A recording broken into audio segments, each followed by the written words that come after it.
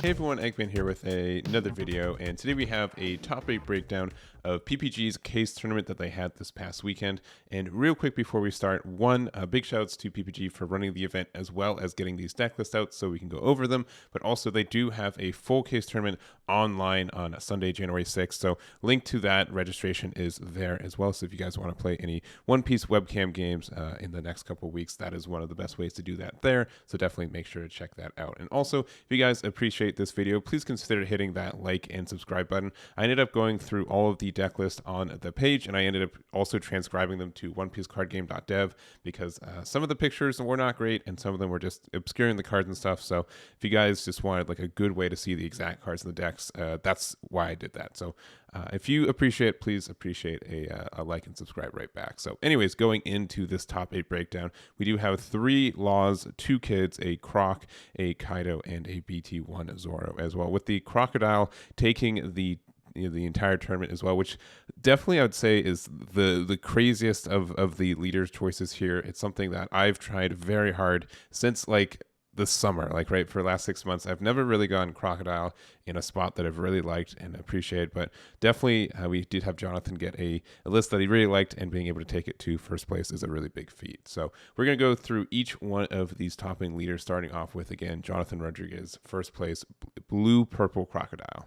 Starting off, we have Jonathan's first place Blue Purple Crocodile. And again, this was definitely a leader that I like a lot, and I do like playing it. The only thing is that I've always had an issue finding the exact right formula for what I wanted from the deck and for it to work exactly how I wanted it. But this deck looks like it's been really strong. Obviously, it did win the event, and there's some choices that I like and ones that I haven't tried before, and I really just want to go into it. So first off, if you don't know this leader, because he is not as popular as the others, just Don ×1 after you've activated an event card, you may draw 1 card if you have 4 or less cards in your hand and haven't drawn a card using this leader's effect during this turn.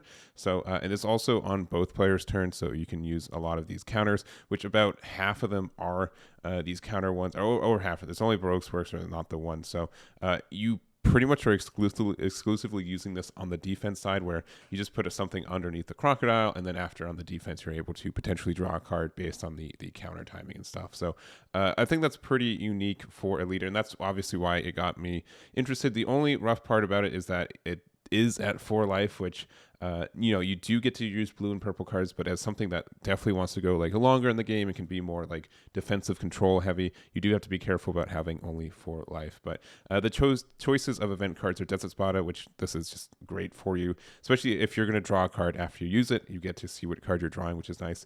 Blast Breath as well, the best counter, or at least 1 cost counter in the game. Like late game, it's just for like the Dawn -1 really doesn't mean anything. And also Level Up Beam, which also lets you get a plus 4K and get you more card draw, so you can be really aggressively defensive with some of your counter stuff. And also, kind of with this too, is that you can counter cards to get you down to 4, and then you can activate the event card, and then you get the effect off. So you don't have to, like in a game like Dragon Ball Super, where you kind of have to like use counters before combos. In this game, you can use just all the counters at the same time. So you can just use all of your other counters and then go down to 4 cards by countering out a hand, and then you can play one of your other counters too. So you can sequence it the way you want in case you want that card draw, which is really nice. Other cards from that, 1-drop Blocker is good. Missile Sunday, which lets you block, and then also if your leader's Broke Works, add 1 event card from your trash to your hand. It's any color event card too, which is really nice. And also the Crocodile, it doesn't care about what color event card you use, which is really nice. The 7-drop Croc does. It has a Dawn ×1 blue event cards in your hand cost 1 less, which just means that Blast Breath is still 1 cost, which is totally fine for you there. And then going through the rest of the deck, it's pretty much like the blue is the bottom end, and then purple is kind of like the top end. Mr. 2, Blonde Clay being able to be a plus 2K counter, which is findable with Broke Works. The Miss Double Finger as well on just KO, draw a card, which is fine. Like, you play this for 3, and then you can KO. This is like, I've never really found resource kind of advantage from this card, but it is interesting to see it in this. X-Drake is a really good plus 2K counter. We have Queen and Jack as well. This is also a really interesting ad. So Dawn -1, your opponent trashes 1 card from their hand, which when attacking, So like, and that's just kind of like the whole idea of the leader being able to get card draw, and then also using the jack to make your opponent discards, which also X-Ray can do as well as long as you play it. So and then also Crocodile having a really good banish on the 7 cost as well. All of these are just kind of ways to help you draw more cards by making your opponent discard cards. And in a game where there's not a lot of inherent card draw outside of blue, it can really kind of, if the game goes long, you definitely win with Crocodile, which is really cool. So big congratulations to Jonathan for this win here, and definitely a list that I'm going to have to try out myself and kind of go back and see kind of how I feel about it. So next up, we have Fernando's second place Kaido list. And this is definitely like, I don't know, Kaido always like gets a top 4. Like there's only going to be like one in most of your top cuts, but it's the one who always saw their Onigashima, who always had like the best luck and was able to just, see everything on curve game after game. But yeah, purple's always, despite having maybe some consistency issues, always kind of have answers in this meta right now. Now, there's a couple of interesting card choices that I saw from this one. There are kind of the standard stuff, right? We have like Black Maria, the 2-drop, but we also have the 4-drop here. So also another blocker. And on block down -1, this character gets plus 1k power during the turn. So you can make it a 6 cost if you want to. And it's a blocker with a counter. So you're able to do that. So it's just kind of really nice to make it a 6 cost or a 6k. And then after with that, you're able to either counter out of it, or just means that your opponent is going to have to kind of sink more resources into getting rid of this. We also do have the Basil Hawkins as well. So on play, add 1 Dawn card from your Dawn deck to your cost area rested as well. So this can just mean like it can be like a ramp that you get out of your life if needed to.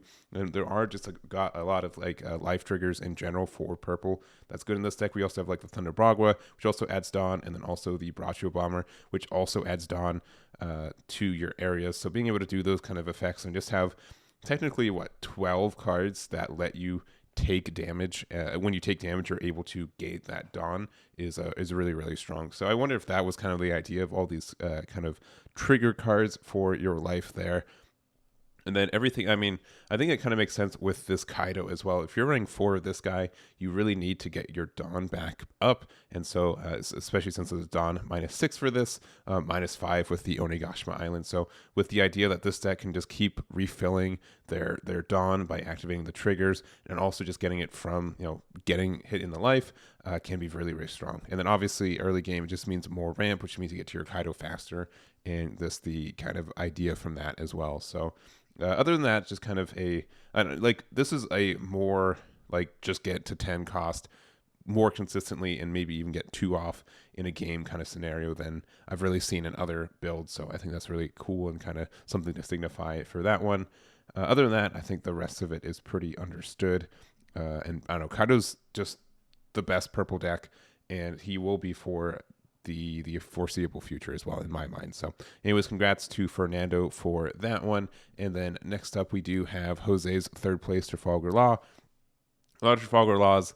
I'm only going to go over Jose's, even though there's a lot of room for creativity and personal choices for a lot of these ratios for a lot of players. So I think that is something to kind of signify for that. Some specific choices I've noticed with Jose's is that one killer is not as popular as other lists here, but we do see it here at 4. The idea that this can draw cards is nice, especially since if you have three or more characters for this deck is very easy, and it's also a blocker, and it's also a supernova, so that's all very strong there. And then also, honestly, that's like the biggest thing. And then we also have the Star Deck Trafalgar Law as well, which being able to reset something is great. It just means you're kind of having another copy of the Trafalgar Law here. So, you can play this to bounce the Zoro to attack. This can be used to, you play this for free off your Trafalgar Law effect, and then you get to restand a Monkey D. Luffy that already attacked for the turn, so you get to attack with it twice, which is really strong. And I think a lot of these effects, and like bouncing them on, there's a lot of on-play effects, but there's also just a lot of like when attacking too, like Nico Robin, you'd be able to refresh it and do it again, which is nice. And again, just being able to just swing with something you've already invested a lot of Dawn into on a swing, I think is strong as well. Other than that, I think Trafalgar Law is just in a really good spot right now. There's not a lot of interaction in the sense that there's not a lot of decks that get rid of the cards fast enough for you to not set up your 5 cards to start doing your looping plays. And it's just there's a lot of cards that not only support that but would love to be looped and just kind of do what this deck does. So I think it's still in a really good spot. If you guys no one's like Trafalgar Law's lists are going to be the same. Everyone's going to have their own ratios. I think that's really cool for the deck and the leader itself, and which I encourage you guys to check out the document and check out the other decks to see what their ratios are. We won't be covering them all today, but I think that's neat to say there. So congrats to Jose for their third place finish there. And then next up we do have, this is Camilo's fourth place starter deck, Kid. And I think Kid's in a, I don't know, like obvious green and red are really, really good colors right now, at least based on the ratios of the top 8.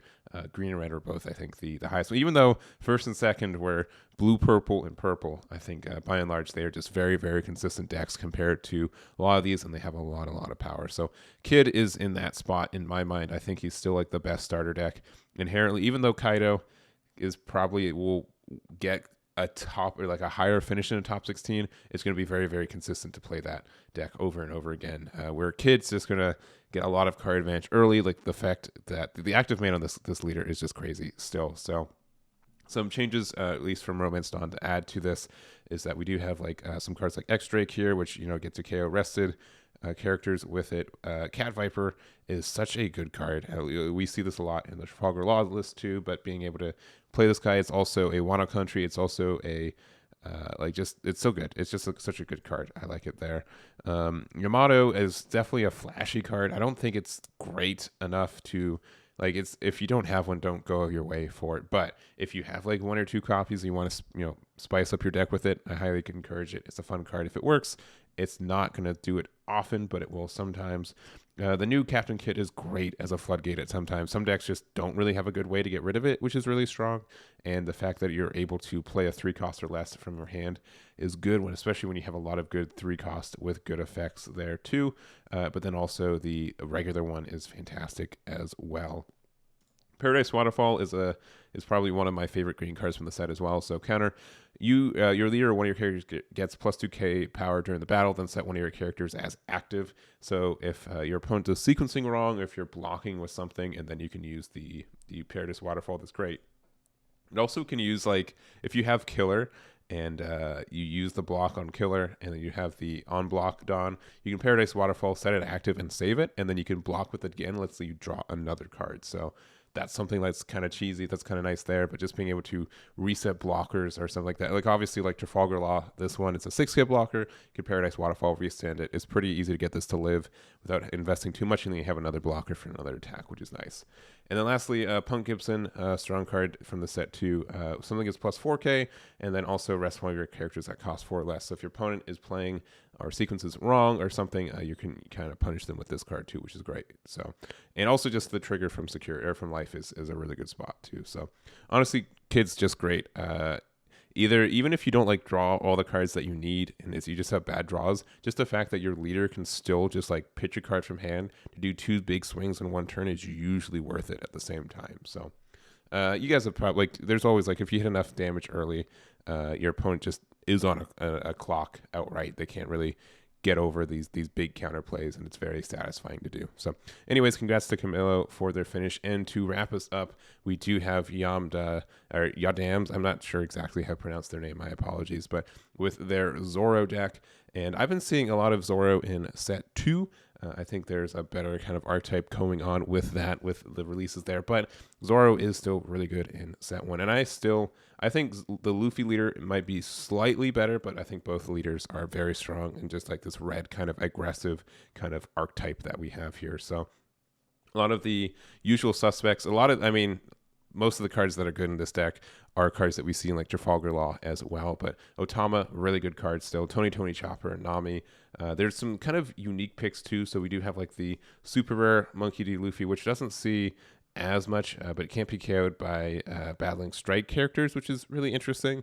I don't really know the meta for that, how easy it would be to get rid of this otherwise. But also Activate Main gives the character up to 2 of your Rested Dawn cards. So it's pretty easy to kind of recycle your stuff with this, which is good too, which can just be more of the issue for the card. We also do have like the one of the promo one as well.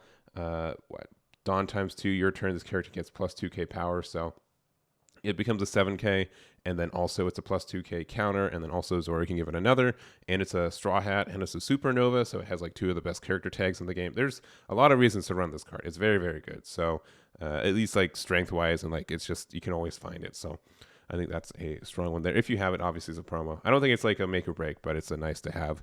I really like this Trafalgar a lot too. It's strong for what it is. It's just give one of your characters minus 2k power during this turn, which means that if you have something that is in range of like a Nico Robin or like a what else is there? Yeah, just like Nico Robin or the Jet Pistol. Yeah, both these cards are really good for KO one of your opponent's cards with 6k power or less.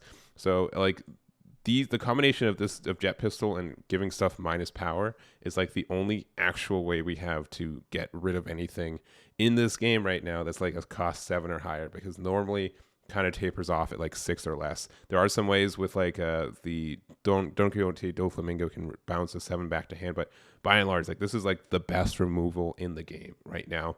A combination of Jet Pistol and any of these effect minus 2Ks with like Otamas as well.